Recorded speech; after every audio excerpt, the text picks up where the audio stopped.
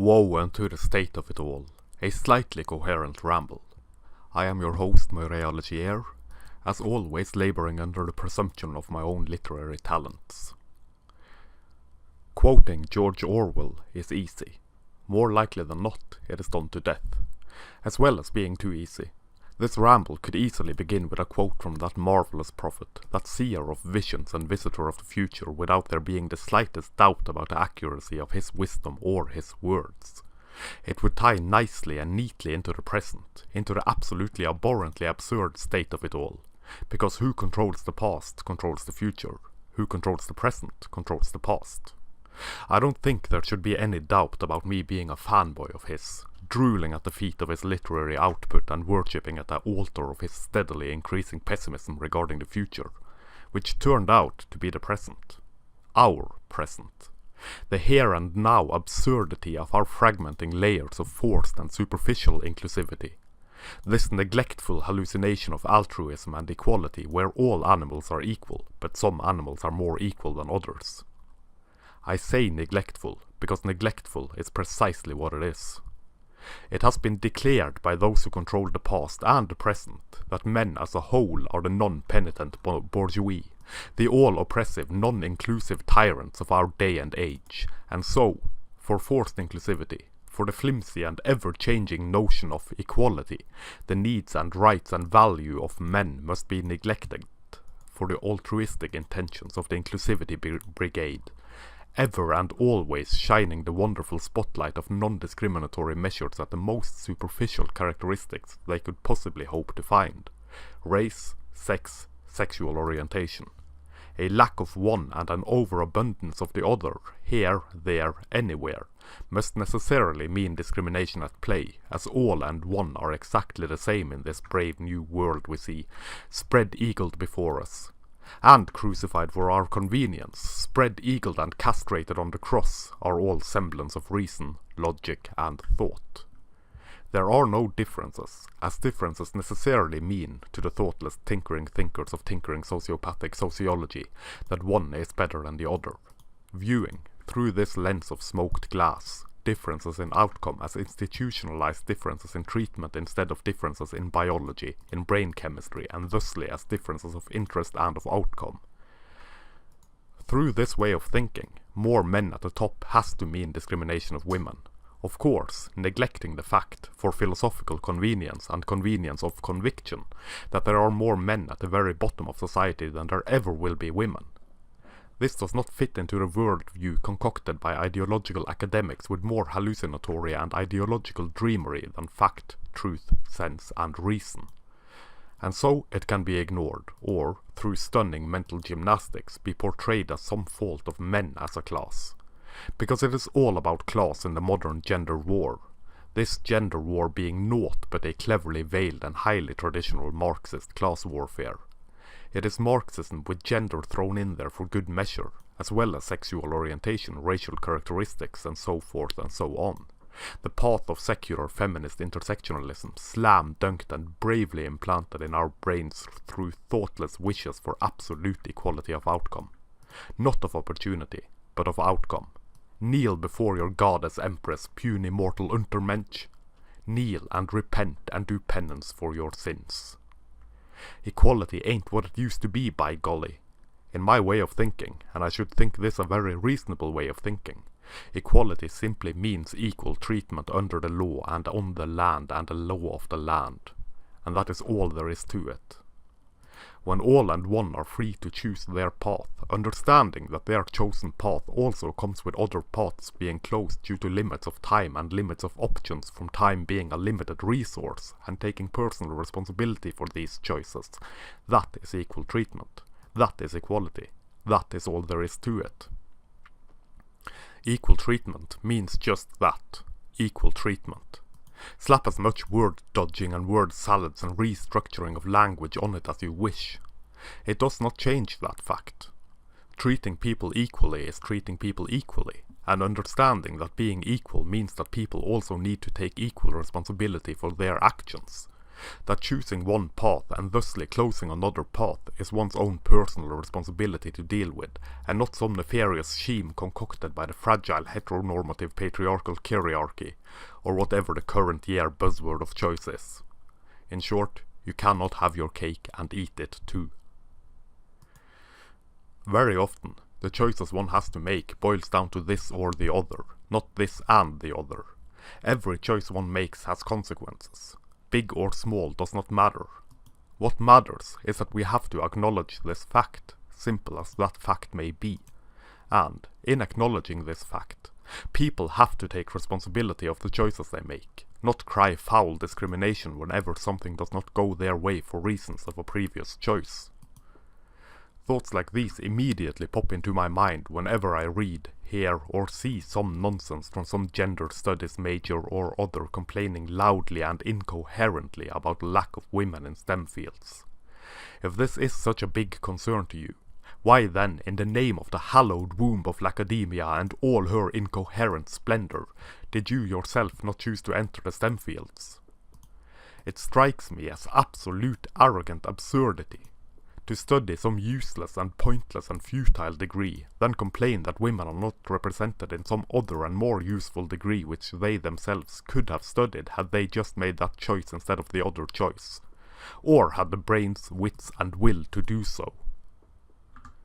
Grievance studies is a term for a reason, and that is what this field of study is. Perpetual grievance, political platitudes and nonsensical bullshit designed to perpetuate the silly notion that women are victims of their own choices being forced by the almighty patriarchy from them being far too frail and weak to think for themselves. Gender studies teaches this, that and the other, giving no agency to women, simultaneously giving all agency to men, loudly claiming with double vision and mind spinning from huffing ether all day that men, and only men, are responsible for everything bad. In being responsible for everything bad, men are also the ones responsible for fixing everything bad, by bending the knee and succumbing to the alluring succubus will of feminism and its ideological cohorts. Both God and the devil, the savior and the original sin and sinner. Such a powerful force and divine will is masculinity that men are both the cause of and solution to all the problems of the world. Were we only to bend the knee and accept feminism into our hearts and souls, all would be fixed by men and men alone. And so, for lack of women in STEM fields, we need to shoehorn women into the STEM fields for the perceived diversity this creates. The superficial sight of seeing more women there and having more women there, not for any talent in the field, not for their merit, but for their sex. Of course, substitute sex for race or sexual orientation if you so wish. The sentiment remains the same. And so, for lack of women in position of leadership, we need to shoehorn women in there so that it looks good for our prefabricated and mass-manufactured notions of inclusivity and representation. Representation and inclusivity is, after all, far more important than talent and merit and the hard work and sacrifice needed to gain these positions of leadership. Because it looks good in a photograph, and it looks good on paper. If there is any inequality of outcome, it must be due to inequality of treatment. And, since it is inequality of treatment is needed to fix this. Thus, white men need not apply. Thus, all animals are equal, but some animals are more equal than others. And don't you dare object to this, you manlet pig, son of 1,000 oppressors and defiler of virginal womanhood. Wanting people to be treated equally, regardless of their sex, race or sexual orientation, is contrary to the tenets of holy feminism, whose church is so profound as to have found a way around this silly notion of equal treatment by treating women far better than men and labelling it equality. Any objection, then, is of course painted in the gobsmacking and sacrilegious light of men just being scared of powerful women, or afraid of losing their privilege or some such nonsense. This is because feminism acts on dishonesty when it does not flat out lie, and it acts on lies when it is not flat out dishonest. And round it goes. Where it stops, no one knows. Men and women are completely equal in every aspect, excepting where women are better than men. And you have to remember this, bucko, wielder as you are of the double-edged sword of male privilege. It is absolutely confusing. Biological sex becomes an established fact whenever women can be found to be better than men at something. Sex becomes nothing but a social construct whenever men can be found to be better than women at something. It is almost as though it is a matter of convenience, not a matter of being factual.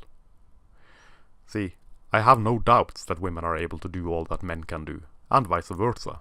Excepting obviously childbirth, production of sperm and so forth and so on, these biological factors so somehow seems to elude the elucidated hordes of the feminist hive mind whenever it suits their needs. Biological factors like bone density and muscle mass should also play a part in explaining the overabundance of men in professions such as police and firefighters and so and such. You know, where physical strength and endurance is an absolute necessity.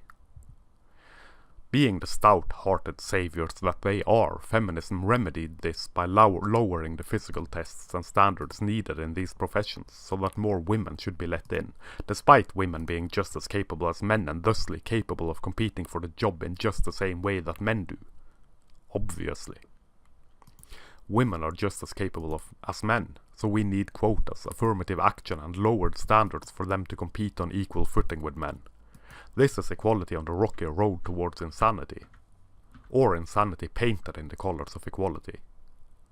When all else fails, cry discrimination, and the girl cried wolf.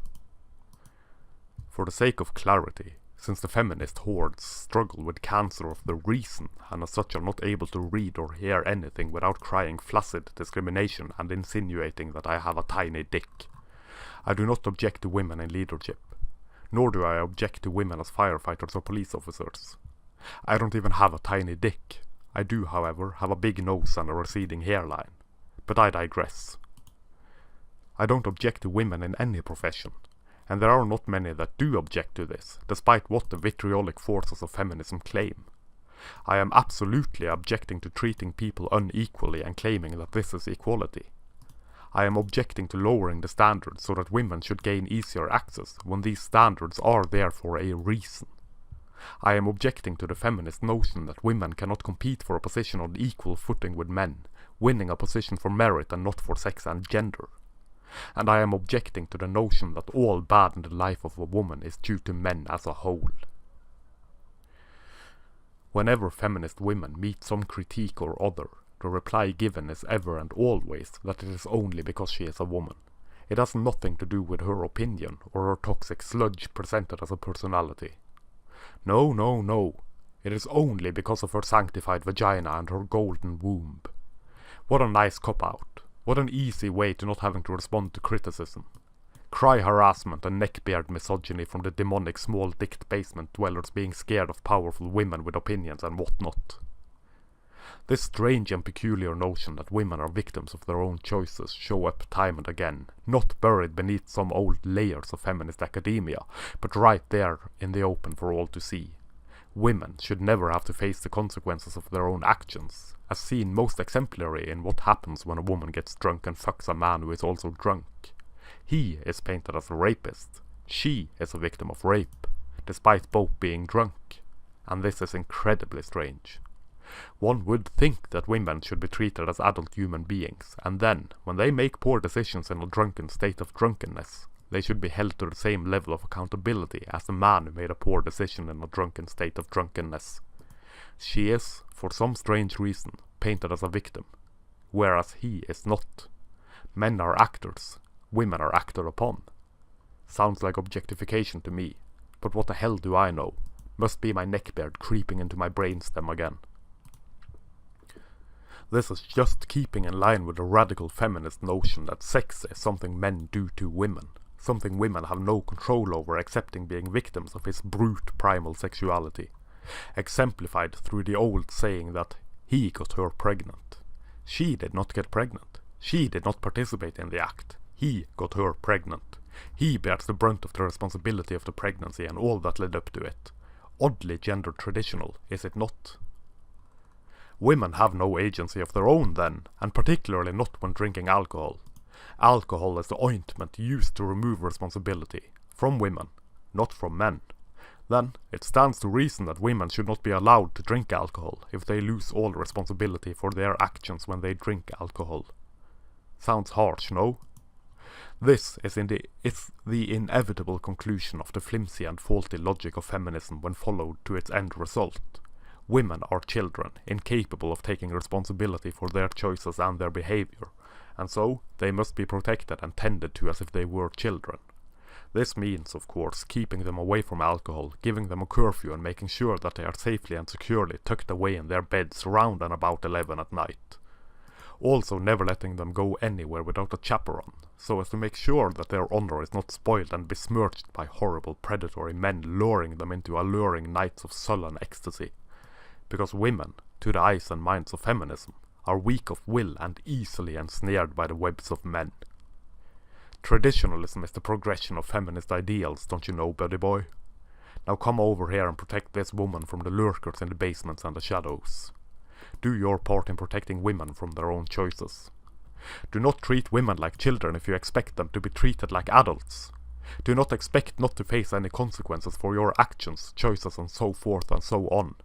Do not push the burden of responsibility for drunken one-night stands straight into the lap of the male, proclaiming virtue and fragility and virtuous fragility for lack of your own responsibility for your own actions. Do not use the morning after regret of drunken sex to lay accusations of rape in his lap and on his drained testicles. Equal treatment means just that your drunken actions are just as much your own actions as his drunken actions are his own. Your actions are not his responsibility. Being drunk does not suddenly absolve you of responsibility. Of course, not having stupid goddamn drunken one-night stands in the first place is probably a good idea. But that would be slut-shaming, would it not? Even when I think this applies to men as well. They would have no standards were it not for their double standards. So which is it? A. Sex between two drunk people is rape of the woman, as she cannot consent, even when he can. B. Women are free to have sex with whomever whenever they want without having to face any social ramifications for it, despite how drunk she is. You cannot have it both ways, ladies. Also, out of curiosity, if two women get drunk and have sex, who is the victim and who is the victimizer? Do you judge this by haircut or something? The one who is the most butch is the one who is the rapist? Or does that simply not matter, since women can never be rapists from lack of personal agency brought forth and laid upon their golden tranquil throne of princess-like unreasonable nonsense by the likes and trembling hands of feminist victimhood? Don the crown fantastic. Carry the golden apple of illusionary feminist pussy past transcendence. Bah, humbug. These people should be punished for their imbecility in the harshest way I can possibly imagine. They should be forced to wear wet socks lined with Lego bricks for an entire week. Alas, that there should be such power in female victimhood that it can be easily weaponized by some woman who do not wish to shoulder the responsibility of their actions. Alas, that these evil days should be mine. When treating men and women equally, viewing them in the same light, not the bewitching spotlight of women are wonderful, it becomes very clear that women and men are just as capable. Women can do everything men can. This also includes violence. It also includes rape. It also includes toxic behavior. It also includes child abuse. It also includes domestic violence. It also includes lying. It also includes having to take the responsibility for their actions. Women are capable of anything men are capable of, even the bad. Somehow, this is not considered in the shining and shimmering spotlight of equality, as all negative behavior is considered to be masculine and all positive behavior is considered to be feminine. Transcendently odd, I think and ponder, since gender does not matter. When gender does not matter, and when things should not be gendered, it makes little sense for the forces proclaiming gender does not matter to gender behavior. To categorically label all toxic behavior as inherently masculine and all compassionate behavior as inherently feminine. Both are capable of good and both are capable of bad. This is the view of men and women as equals, as being on equal footing, that both are capable of good and both are capable of evil. That neither gender is better or worse than the other. We happen to have different strengths and different weaknesses, neither bad nor good, just a state of being. The violence that men do tend to be more physical, more primal, more immediately obvious. The violence that women do tend to be more psychological, more covert, more shaded by layers of self-doubt created in their victims. Women also tend towards violence by proxy, be that by the state or by the simpering white knights ever and always ready to step in and save milady from the man insulting her honor, never minding whatever events may have preceded it. Boys have grown up being told that they should never hit a girl. Never, under any circumstances. They may hit other boys though, and face far less repercussions for this. Girls are not told they should not hit boys, and so, when they do, they hardly face consequences for this. When they are children or when they are grown up. Now, what does this tell us? Violence is the domain of men after all, and so, when a woman is violent towards a man, he must have done something. That is the view we are presented, and will be for a long while if people don't start listening to fact, truth and reason. Victim blaming is, as are all things, no problem at all as long as it comes from feminism, and is directed at someone feminism considers incapable of being a victim, and someone they consider incapable of victimizing someone else. This moronic view of things, this way of looking at equality is nonsensical. In viewing men and women as equals, and as such as equally capable, one must also admit to both sexes' capability for violence and toxicity, for making bad decisions and then facing up to the consequences of these bad decisions. One cannot claim that only men do bad and women only do good, and label this as equal treatment, as viewing the genders in an equal light. It is obviously faulty. You don't even need to scrutinize it. Men act. Women act. Both act. One should not be given excuses for their actions, nor should the other.